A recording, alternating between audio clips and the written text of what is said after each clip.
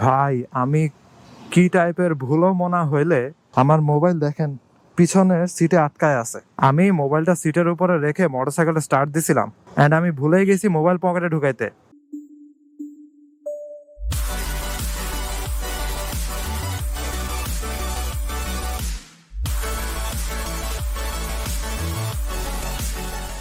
এই কি অবস্থা সবার? সবাই কেমন আছেন?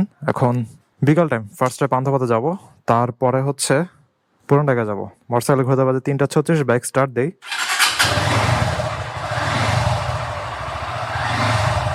7,201 কিলোমিটার চালানো হয়ে গেছে। আর ট্রিপ বিতে 2,899 অর্থাৎ 2,900 কিলোমিটার চলে গেছে লাস্ট আমি যখন ইঞ্জিন অয়েল ভরছিলাম। এবং আমাকে শোরুম থেকে বলে দিছে যে 3,100-200 এরকম ফিল আপ করে তারপরে হচ্ছে ইঞ্জিন অয়েল পাল্টাইতে আসতে। একবার তো গেছিলাম পাল্টাইতে, তখন তারা বলছে যে না, এখনো দরকার নাই, আপনি আরো চালাইতে পারবেন, আরো 500-600 কিলোমিটার চালায় আসেন। তবে আমার কয়েকটা সমস্যা আছে, আমি ওয়ার্ম আপ টার্ম আপ না করে মোটরসাইকেল চালানো শুরু করে দিই। এই জিনিসটা করা উচিত না। কেন মোটরসাইকেল ওয়ার্ম আপ করা উচিত জানেন? দাঁড়ান, মেইন রোডে যে তারপরে বলি।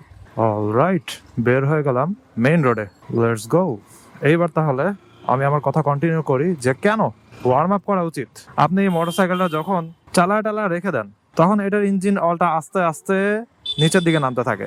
ভাই, আমি কি টাইপের ভুলো মনা হইলে আমার মোবাইল দেখেন পিছনের সিটে আটকায় আছে। আমি মোবাইলটা সিটের উপরে রেখে মোটরসাইকেলটা স্টার্ট দিছিলাম এন্ড আমি ভুলেই গেছি মোবাইল পকেটে ঢুকাইতে। ওইখান থেকে এত দূর পর্যন্ত রাইড করে আসছি, মোবাইলটা মোটরসাইকেলের পিছনের সিট যে একটু নিচে থাকে ওই জায়গাটাতে আমার সাথে আটকায় ছিল এতক্ষণ ধরে। ভাই, এটা রাস্তায় পড়ে গেলে শেষ, আমি আর খুঁজেই পাইতাম না এটা। ভাই, আমার এই সমস্যা যে কবে দূর হবে, আমি এটা ওটা খালি ভুলে যাই। ছোটখাটো জিনিস প্রায় এরকম হয়েছে। আমি ফোন বাসায় রেখে নিচে নেমে যাই। আবার এমনও হয়েছে মোটরসাইকেলের ভিতরে চাবি রেখে আমি চলে গেছি, 1-1.5 ঘন্টা পরে আসছি, আইসা মনে পড়ছে যে আরে চাবি তো এটার ভিতরে ছিল। এবং একটা ভিডিওতে আমি আপনাদেরকে বলছিলামও যে পুরান ঢাকার মতো এলাকাতে আমি বাইকের ভিতরে চাবি রেখে 1 ঘন্টা পরে আসছি, কোনো তালা মারা ছিল না, কিচ্ছু না। যাই হোক, ইঞ্জিন অয়েলের কথায় আসি।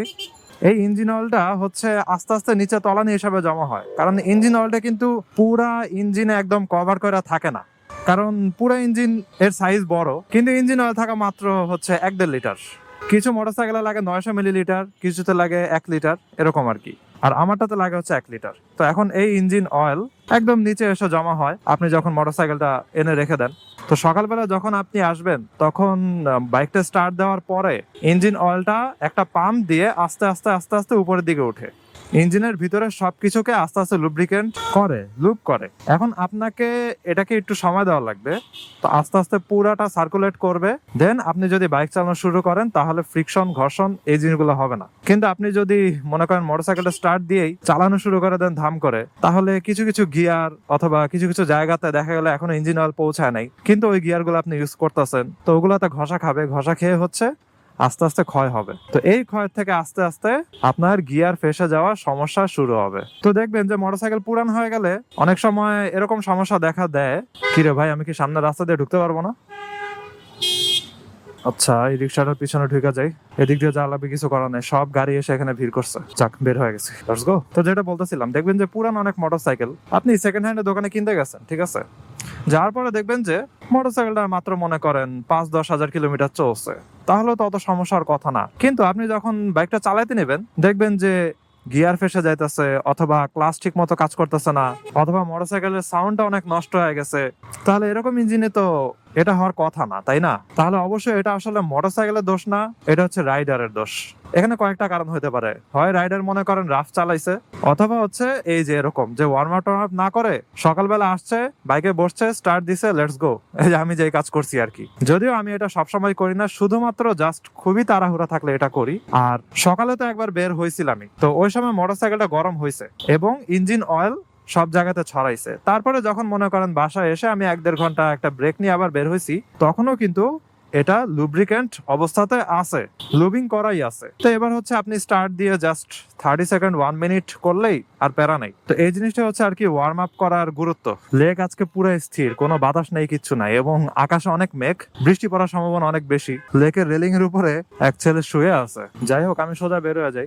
আমার কাজ হচ্ছে রাস্তা পার হয়ে পান্থাপথে ঢুকে যাওয়া। আমি যাচ্ছি জার্মান ক্লাসের দিকে। আরেকটা কাজ আছে, ওইটা চেষ্টা করব 10-15 মিনিটের মধ্যে শেষ করে তারপরে জার্মান ক্লাসে ঢোকার জন্য।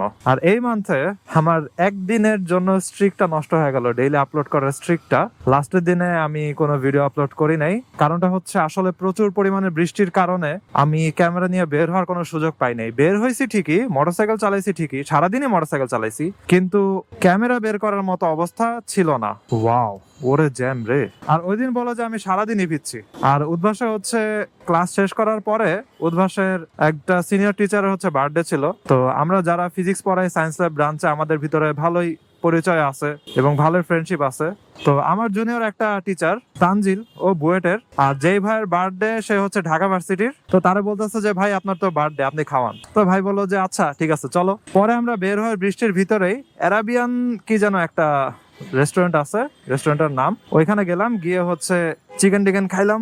দেন ভাইকে ধন্যবাদ দিয়ে আমরা আবার ব্যাক করলাম। এত বৃষ্টি ছিল, ভাই তো চলে গেছে ভাইয়ের বাসার দিকে, আর যে ছিল ওই যে তানজিল, বুয়েটের ছেলেটা, আর আমি তো বুটেক্সের। তো আমি তানজিলের পিছে নিয়ে হচ্ছে মোটরসাইকেল চালানো শুরু করছি, এবং হচ্ছে ওর বাসা রায়ের বাজারের দিকে। আমি ওকে ধানমন্ডি 15 নম্বরের মেইন রোডে নামায় তারপরে হচ্ছে শঙ্করের দিকে ব্যাক করছি। আর প্রচুর ভিজেছিলাম, ভাগ্য ভালো আমার ব্যাগটা হচ্ছে ওয়াটারপ্রুফ, এজন্য আমি বেঁচে গেছি। আমার ভিতরের বই খাতা ক্যামেরা ট্যামেরা এগুলো ভিজে নাই, কিন্তু ভিডিও করার কোনো সুযোগ হয় নাই আর কি। এটাই ছিল আর কি কালকের কাহিনী। ওই দিন হচ্ছে ভিডিও আপলোড না করে ভাবলাম যে একটা কোশ্চেন করি আমার সাবস্ক্রাইবারদেরকে। দেন আমি ইউটিউবের যে কমিউনিটি আছে, ওই কমিউনিটিতে হচ্ছে একটা কোশ্চেন করলাম যে আপনি কত কিলোমিটার পর পর ইঞ্জিন অয়েল চেঞ্জ করেন, কারণ আমার নিজেরটারও চেঞ্জ করার সময় চলে আসছে। এখন পর্যন্ত ম্যাক্সিমাম ভোট আসছে হচ্ছে 1000 এর পরে। সো নর্মালি শোরুম থেকে যেটা বলে যে আপনি যদি মিনারেলটা ইউজ করেন তাহলে 1000 এর পর পর চেঞ্জ করেন, আর যদি সিনথেটিক ইউজ করেন তাহলে 3000 3500 পরে চেঞ্জ করেন। তো আমি এখন সিনথেটিকটা ইউজ করতেছি। আর ইঞ্জিন অয়েলের এটা নিয়ে একটা মিথ আছে, অনেকে বলে যে শুরুর দিকে মিনারেল ইউজ করা উচিত, শুরুর দিকে সিনথেটিক ইউজ করা উচিত না। আসলে আপনি যেটা ইচ্ছা ইউজ করতে পারবেন। এবং কয়েকদিন আগে নেক্সট গিয়ারের মিজু ভাই হচ্ছে এটা নিয়ে একটা ভিডিও আপলোড করছে, সে ওইখানে বলছে যে আপনাদের আসলে শুরুতে যে সিনথেটিক ইউজ করা যাবে না এমনটা না, শুরুতে আপনি সিনথেটিক লাগাতে পারবেন, প্যারা নাই। আর ইঞ্জিন অয়েলের থেকে হচ্ছে আজকের ভিডিওটা মাথায় আসলো। ইঞ্জিন অয়েল এর সার্কুলেশন খুব ইম্পর্টেন্ট একটা জিনিস, কারণ ইঞ্জিন অয়েলের মেইন কাজই হচ্ছে আপনার গিয়ার টিয়ার যা আছে এগুলা সবকিছুকে হচ্ছে লুব রাখা। না হলে ঘর্ষণের কারণে আপনার মেটাল গুলা ক্ষয় হয়ে যাবে, ইঞ্জিনের সাউন্ড নষ্ট হবে, গিয়ার ফেসে যাওয়ার প্রবলেম আসবে, বিভিন্ন ধরনের প্রবলেম আসবে, আপনার ইঞ্জিনটা আর কি গেছে আর কি। তো নেক্সটের দিকে ইচ্ছা আছে হচ্ছে একটা ভিডিওতে আমি ইঞ্জিন অয়েলের কিছু কুসংস্কার আর কি মিথ নিয়ে আলোচনা করব, যে কুসংস্কারগুলো আমরা সবাই বলি অলওয়েজ, এবং আমরা সবাই ধরে নিয়েছি এই জিনিসটাই নর্মাল, কিন্তু আসলে কাহিনী হচ্ছে ভিন্ন। ওই জিনিসগুলো নিয়ে একটু ডিসকাস করব। আর ওটার জন্য আমার একটু পড়াশোনা করা লাগবে, একটু রেডিট ঘাটাঘাটি করা লাগবে, কারণ রেডিট আমার সবচেয়ে ভালো লাগে অথেন্টিক ইনফরমেশন এবং ডিসকাশনের জন্য। এবং আমার ইচ্ছা আছে আমার ইউটিউবের কমিউনিটি 10,000 প্লাস হইলে তখন আমি নিজেই হচ্ছে একটা ফেসবুক গ্রুপ অথবা চ্যাট ওপেন করব, যেখানে হচ্ছে আপনাদের সাথে আমি নিজেও ডিসকাশন করতে পারবো এবং আপনারা আপনাদের এক্সপিরিয়েন্স শেয়ার করতে পারবেন। বিভিন্ন মানুষের বিভিন্ন মোটরসাইকেল থাকে, বিভিন্ন মানুষ বিভিন্ন ব্র্যান্ড পছন্দ করে, অনেকে অনেক ইঞ্জিন অয়েল দেয়, বিভিন্ন ব্র্যান্ডের দেয়। সো এই জিনিসগুলো আপনাদের সাথেও আমার ডিসকাস করার ইচ্ছা অলওয়েজ থাকে, কারণ আসলে আমরা সবসময় নতুন কিছু শিখি। যাই হোক, আজকের ভিডিও এখানে শেষ করে, I hope you guys like this video. If you're watching for the first time, you can kindly subscribe. তো সিনো নেক্সট টাইম, ভালো থাকেন, সাবধানে রাইড করেন, টাটা।